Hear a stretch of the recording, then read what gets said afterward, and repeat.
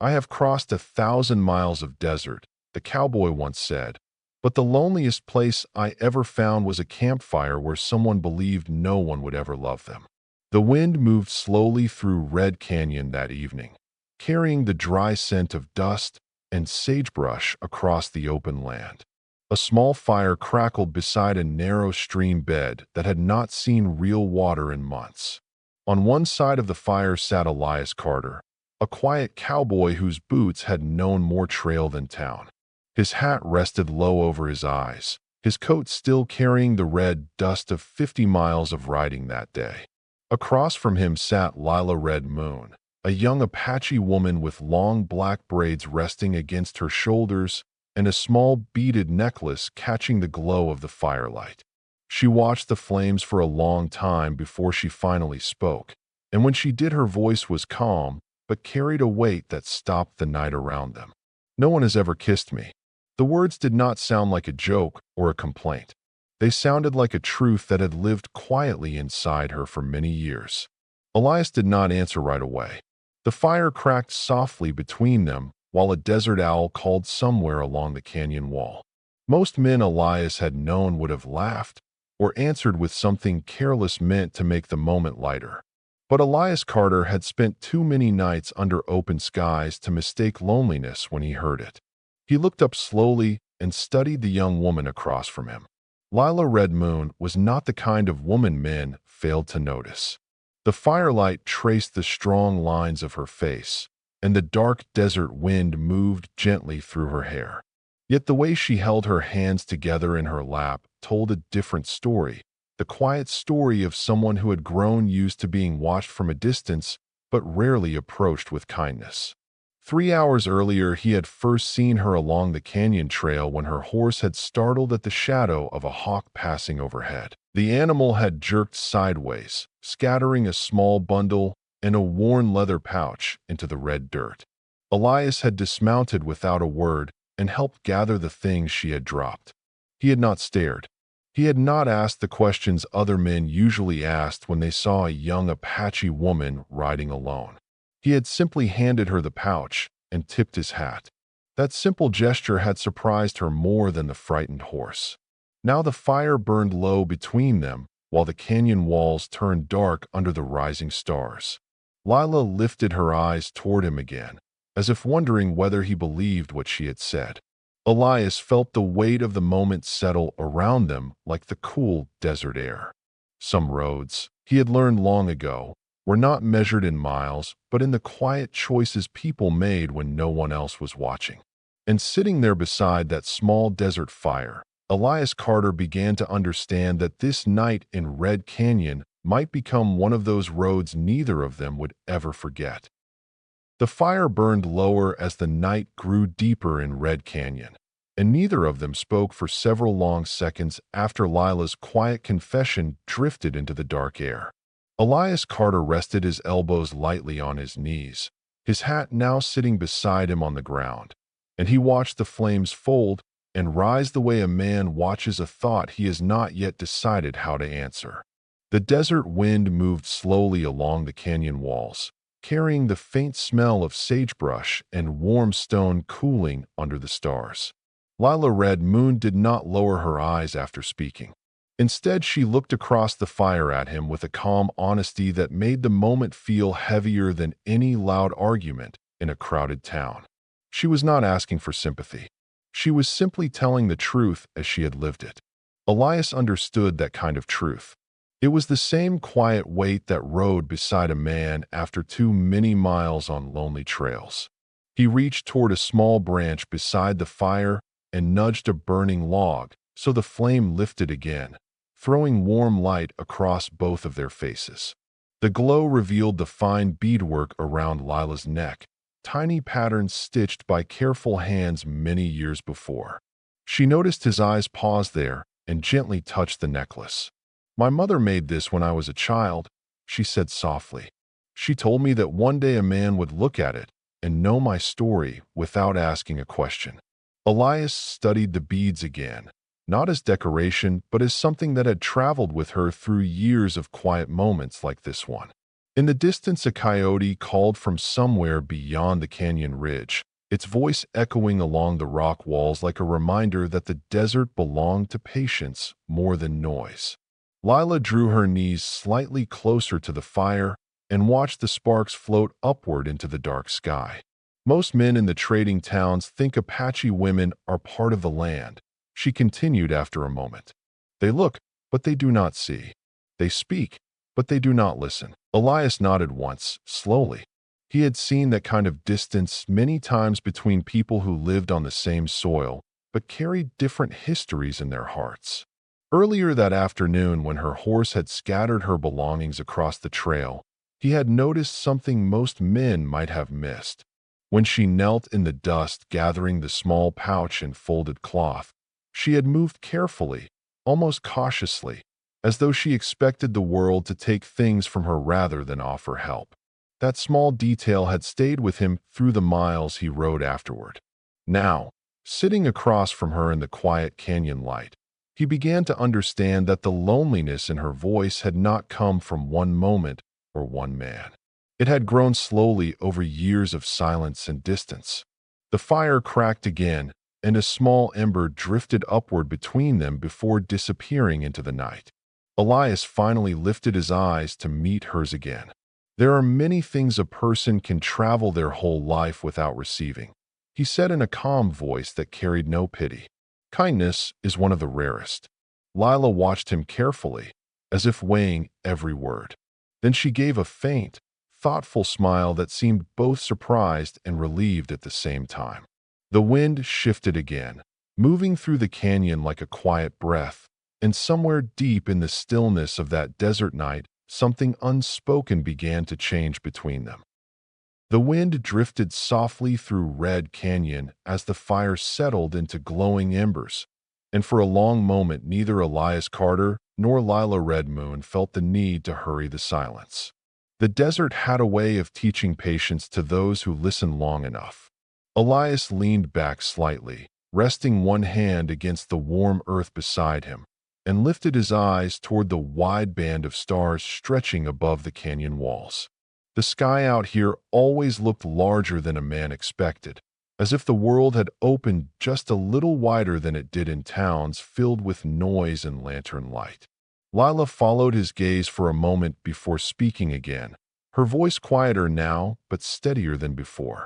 When I was younger, she said slowly, the older women in my family used to tell stories beside the cooking fire. They said every person walks through life carrying an invisible path. Some people walk that path alone, and some meet someone who walks beside them for a while.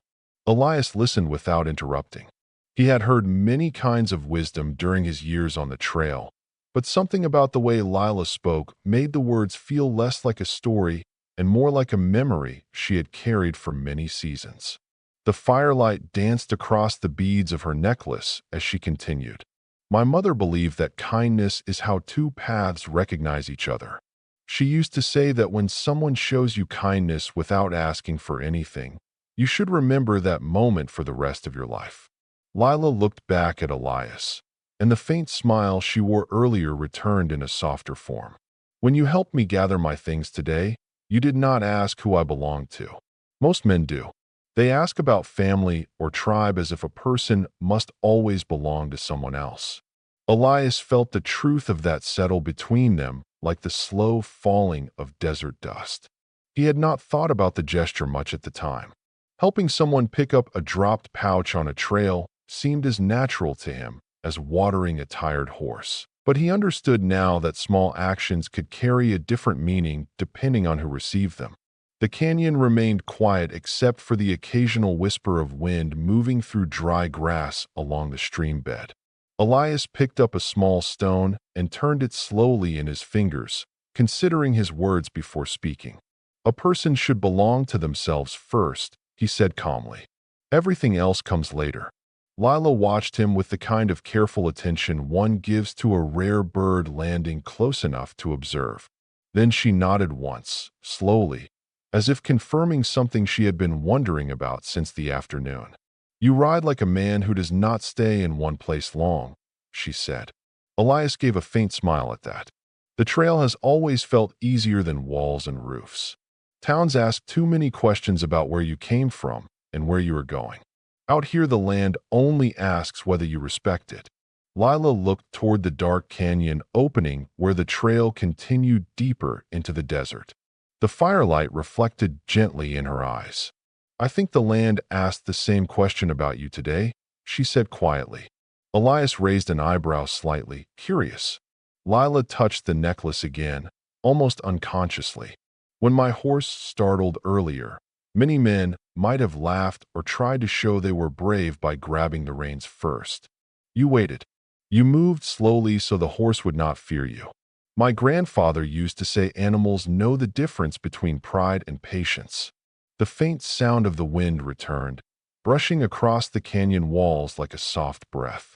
Elias realized that the night was growing colder, but the space between them no longer felt distant the way it had when the fire was first lit. Instead, it felt like a bridge slowly forming between two people who had started the evening as strangers. Lila leaned forward slightly and added in a quiet voice that carried both curiosity and courage. That is why I told you the truth earlier. I wanted to see what a man like you would do with it. The desert night settled deeper over Red Canyon after Lila's words faded into the air, and Elias Carter felt the quiet weight of her challenge rest between them like a stone placed carefully on the ground. She had told him the truth to see what he would do with it, and in the stillness that followed he understood that the moment demanded more than quick words. The fire had burned low now, leaving only a circle of red coals that pulsed softly like a slow heartbeat in the dark. Elias leaned forward and placed another small branch onto the embers, not to make the flames large again, but just enough to keep the warmth alive between them. The sparks rose gently, drifting upward toward the black sky where the stars hung clear and steady above the canyon walls. Lila watched him with patient eyes, the same calm attention she had shown earlier when he helped gather her belongings along the trail. The wind moved quietly through the dry grass near the empty stream bed, carrying with it the faint rustle of desert life settling for the night. Elias finally lifted his gaze and met hers again, not as a stranger unsure of his place, but as a man who had decided that honesty was the only road worth walking now. A truth like that deserves care, he said in a low voice that carried easily through the quiet canyon. Many people speak their truths hoping the world will change around them, but the world does not always listen. Lila tilted her head slightly, as if measuring the meaning behind his words. The firelight reflected in her eyes, and Elias noticed again how the tiny beads of her necklace caught that light like small pieces of the stars above them. I did not tell you hoping the world would change, she replied gently. I told you because for the first time I felt safe enough to let someone hear it. Elias felt the sincerity of that statement more strongly than he expected. In towns along the frontier, he had heard many confessions spoken loudly over whiskey and laughter, but none of them had carried the quiet strength that lived in Lila's voice now. The difference, he realized, was trust. Trust did not arrive quickly in a place like this. It grew slowly, like the small desert plants that survived with very little rain, yet still reached toward the sun every morning. Elias drew a slow breath of the cool night air and studied the ground for a moment before speaking again. When a person trusts you with something important, he said thoughtfully, you have two choices. You can treat it like a story and forget it by morning, or you can treat it like a path that asks you to walk carefully. Lila leaned forward slightly, resting her hands near the warmth of the fire as she listened. The canyon remained silent except for the distant call of another night bird somewhere beyond the ridge. Elias looked back up at her and continued with the same calm tone. I have spent many years walking roads where people tried to prove themselves with loud promises or bold actions. But the desert taught me something different. Sometimes the most important thing a person can do is slow down long enough to understand what someone else is really saying. Lila's expression softened in the warm glow of the coals. Then perhaps you are hearing me clearly, she said quietly. Because what I said earlier was not only about a kiss. It was about whether someone could see me the way my mother once believed someone might. Elias felt the meaning of that settle deeply inside him, like the echo of a distant thunder rolling across the canyon. The wind moved again, brushing lightly past them, and in that quiet desert night, he realized that the choice before him was no longer small. It was the kind of moment that changed the direction of two paths that had been traveling alone for a long time. The night air grew cooler as the fire settled into a circle of glowing embers, and for a long moment Elias Carter said nothing at all. He had spent most of his life learning when silence carried more meaning than words. Red Canyon was the kind of place where a man could hear his own thoughts if he listened carefully enough, and right now his thoughts were moving slowly, the way a rider studies a narrow trail before guiding his horse forward. Across the fire Lila Red Moon waited without impatience. She did not look away, but she did not press him either. The desert had taught her patience long before this night, and she understood that some answers needed time to find their way into the open. A faint breeze slid down along the canyon walls, stirring the dust and the dry grass beside the empty stream bed. The small flames rose once more as a thin branch shifted in the coals, sending a soft glow across their faces. Elias studied that light for a moment before speaking again. You said earlier that your mother believed kindness is how two paths recognize each other, he said quietly. Lila nodded once, slowly, as if remembering the voice of the woman who had first told her that idea. Elias rested his hands loosely together and continued. My father used to say something similar in his own way. He said a person can ride beside another traveler for miles before knowing what kind of heart sits in that saddle. But the moment someone chooses patience over pride, that is when the truth appears. Lila listened carefully, the firelight reflecting in her eyes like small stars caught in dark water. Many people in the towns along the frontier, she said gently, believe that respect is something a man must demand. Elias gave a faint shake of his head. Respect that must be demanded rarely lasts long. The kind that grows quietly tends to stay. The canyon fell silent again except for the slow whisper of wind brushing past the rocks. Somewhere in the distance a horse shifted its weight near the place where Elias had tied it earlier along the trail. The sound reminded him that the night was still moving forward, even if time here beside the fire felt slower than usual. Lila drew her shawl slightly closer around her shoulders and watched the sparks float upward into the sky. When I was younger, she said after a moment, I believe there was something wrong with me because no one ever looked at me the way stories say a woman should be seen. The older girls in the village spoke about dances and laughter and the way a man might smile when he admired someone. But whenever travelers came through our lands, they looked past me as if I were part of the ground beneath their horses. Elias felt a quiet heaviness settle in his chest at those words. The desert often taught hard lessons about distance between people who lived under the same sky.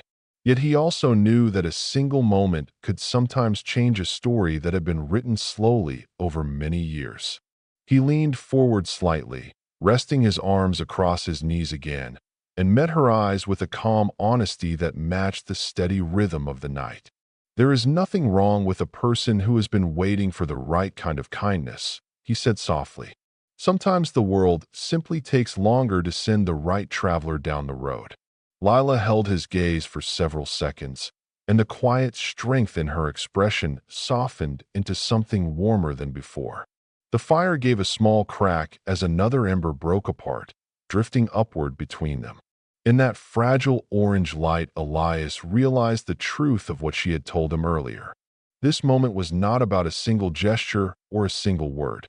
It was about the courage it had taken for her to believe that someone might finally see her clearly. And as the desert wind moved gently through Red Canyon, Elias Carter understood that whatever choice he made next would carry far more meaning than either of them had expected when the night began.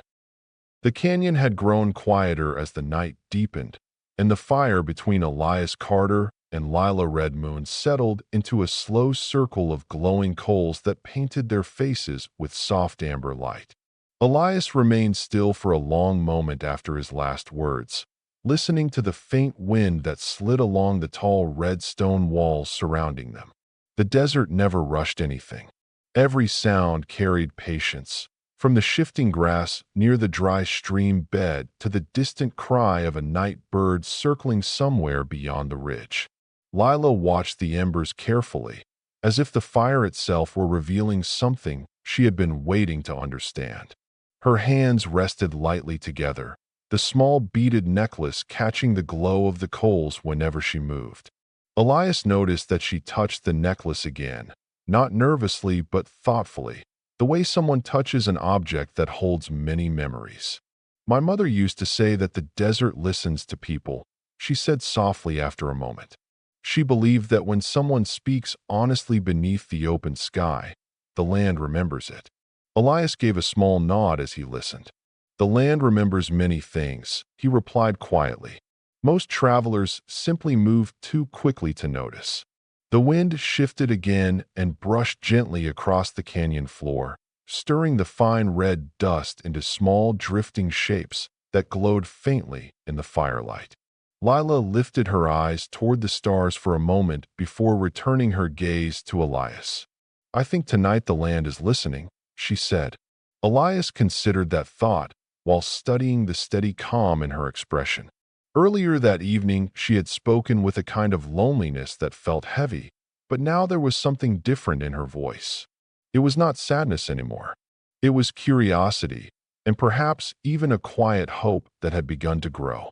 Elias rested his hands together again and leaned forward slightly, his posture relaxed but thoughtful. "When someone shares a truth like the one you told me," he said slowly, "it changes the way a man looks at the road ahead.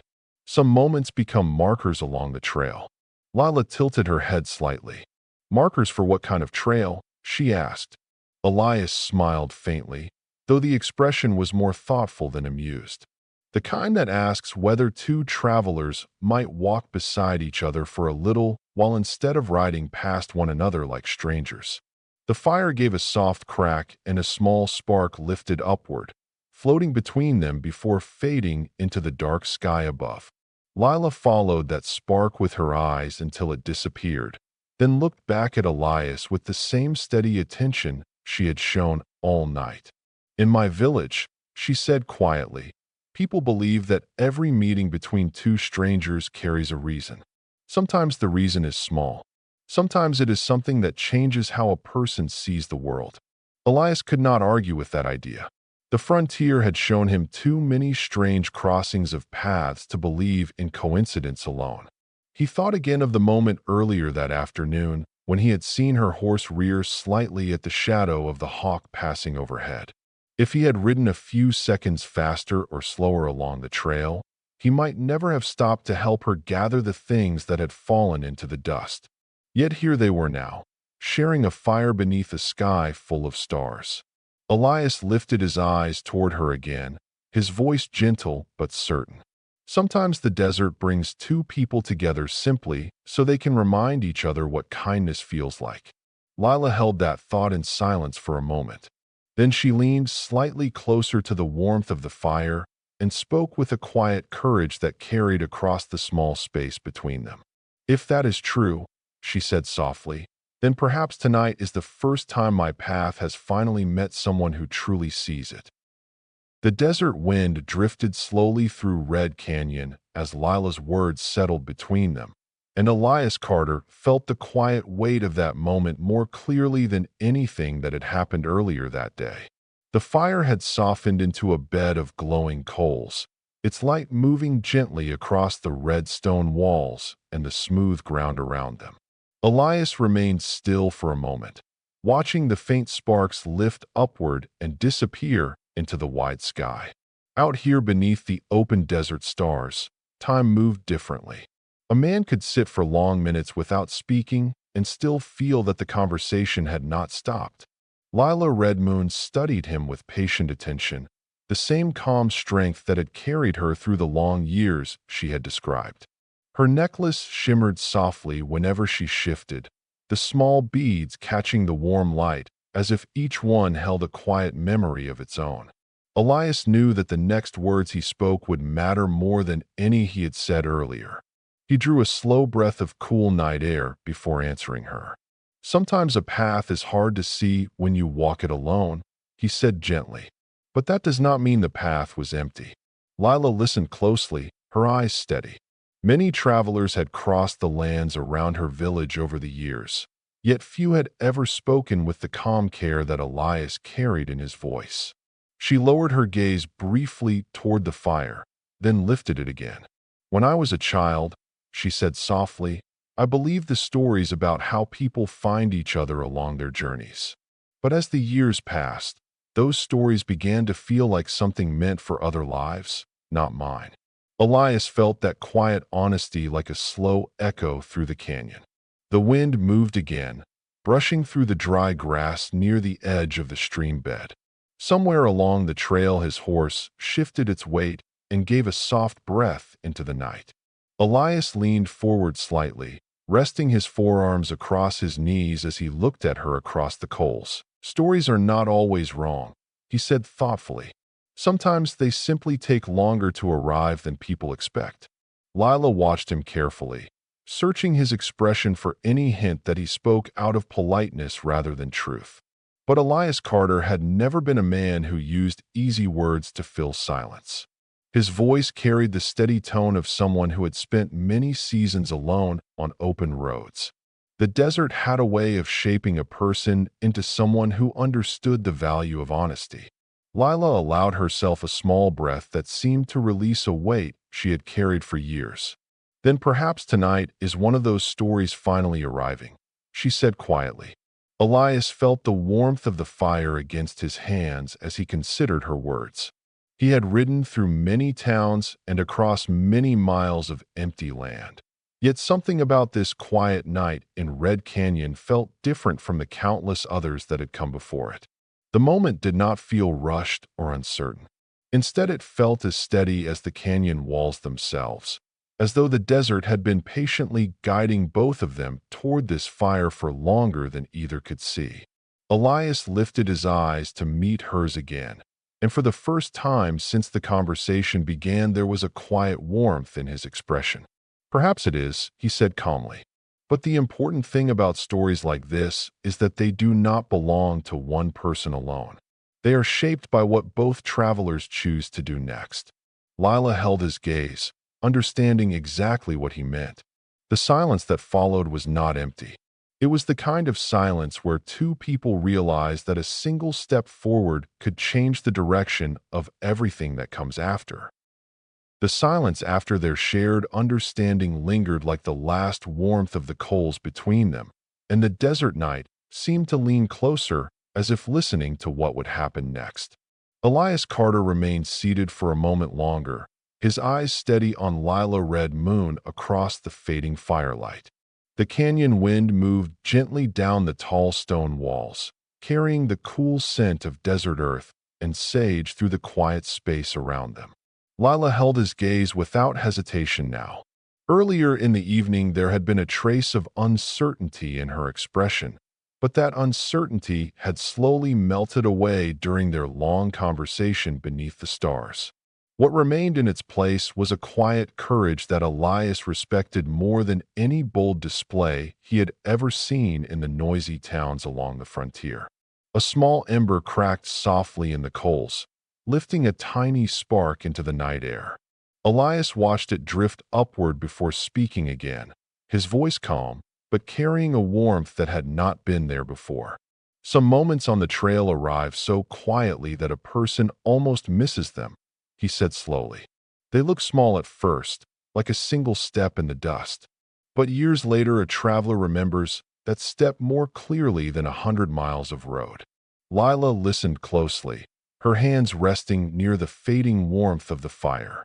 The red glow reflected gently across the beadwork around her neck and the smooth lines of her face.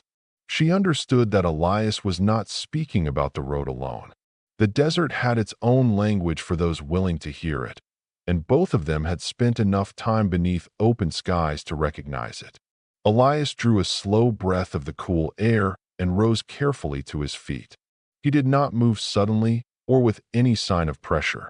Instead, he stepped around the edge of the dying fire and paused a short distance from her, leaving enough space that she could choose whether the moment continued or ended there. Lila lifted her eyes to meet his, and the quiet strength in her expression answered the question before either of them spoke. The wind brushed lightly through her hair as she stood as well, the necklace shifting softly against the fabric of her dress. Elias removed his hat again, holding it loosely at his side the way a man does when he stands in a place that deserves respect. For a brief moment, neither of them moved. The canyon around them remained still, the stars above shining clearly across the wide desert sky. Then Elias stepped just a little closer, slow enough that every movement felt natural and unforced. Lila did not step back. Instead, she watched him with a calm understanding that had grown through every word they had shared beside that small fire. Elias reached out gently and placed his hand lightly against hers, not gripping it, only letting the warmth of the touch speak the same quiet language their conversation had carried all night. Lila felt that simple gesture and allowed herself a small breath that carried years of quiet waiting out into the cool air. Elias lowered his head slightly and placed a gentle kiss upon her cheek, a brief and respectful gesture that held no rush and no claim, only kindness. When he stepped back, the canyon seemed even quieter than before. Lila lifted her hand slowly to the place where the moment had touched her and looked at Elias with an expression that carried surprise, gratitude, and something deeper that words would have struggled to describe. The fire behind them gave one final soft crack as the last embers settled into darkness, and in that quiet desert night, both travelers understood that the path ahead had quietly changed forever. For several quiet seconds after the gentle kiss, neither Elias Carter nor Lila Red Moon moved at all. The desert night held the moment like a fragile piece of glass, something too delicate to rush. Lila kept her hand lightly against her cheek where his kindness had touched her, her fingers resting there as if she were making certain the moment had truly happened. The last ember in the fire dimmed slowly behind them, leaving only a faint glow that barely reached the ground between their boots. Above them, the sky stretched wide and clear across Red Canyon, filled with more stars than most towns ever allowed a person to see. Elias stood calmly a few feet away, his hat still in his hand, his posture relaxed but respectful. He did not step forward again. He did not try to speak first. He understood that the moment now belonged to her just as much as it had belonged to him. Lila slowly lowered her hand and looked at him with an expression that had changed in a quiet but unmistakable way. The loneliness that had lived behind her eyes earlier that night was no longer there. In its place was something softer, something brighter, like the first thin line of morning light touching the desert horizon. For many years I wondered what that moment would feel like, she said gently, her voice carrying across the still canyon air. I imagined it in stories told by the older women in my village, but stories never explained the feeling. Elias listened without interrupting, the faint wind brushing across his coat as it moved through the canyon. What does it feel like now? He asked quietly. Lila thought for a moment before answering. It feels like someone finally believed that I deserve kindness. The simplicity of those words struck Elias more strongly than anything else she had said that night. He had crossed many miles of land during his years on the frontier, but he had learned that the greatest distances were often the ones people carried quietly inside their hearts. He gave a small nod, not as agreement alone, but as recognition of the courage it had taken for her to share that truth. The wind shifted again, carrying the soft sound of his horse moving along the trail where it was tied beyond the edge of the firelight. The animal gave a calm breath into the night, as if reminding them that dawn would eventually arrive, whether they were ready or not. Lila followed the sound and glanced toward the trail before looking back at Elias. "The road will call you again in the morning," she said. "That is what roads always do for men like you." Elias allowed himself a faint, thoughtful smile. "Roads call to everyone eventually," he replied. The difference is whether we remember the places that changed us along the way. Lila stepped closer to the fading warmth of the fire and looked out toward the open desert where the trail disappeared into the darkness. Tonight will not disappear like the others, she said softly. Elias placed his hat back on his head and gave a respectful nod toward her. Some moments are meant to stay with a person longer than the miles ahead. The canyon wind moved gently between them again, carrying away the last warmth of the dying fire. And beneath that endless sky, both travelers understood something simple but powerful. The desert had not brought them together to promise forever.